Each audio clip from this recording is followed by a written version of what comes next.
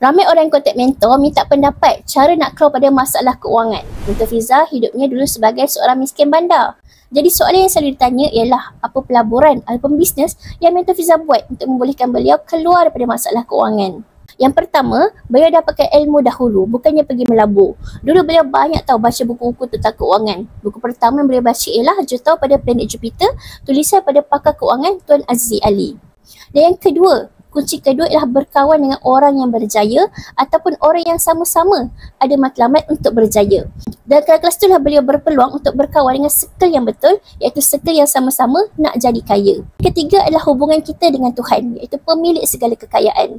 Mentor Fiza pernah kata antara punca utama ramai yang tersepit dalam masalah keuangan adalah disebabkan terlalu risau dengan apa orang kata lebih daripada apa Tuhan kata. Sedangkan kalau kita utamakan apa yang Tuhan kata, kita lebih tenang untuk buat apa saja keputusan dalam keuangan. Dan kunci keempat adalah berbuat baik dengan mak ayah kita.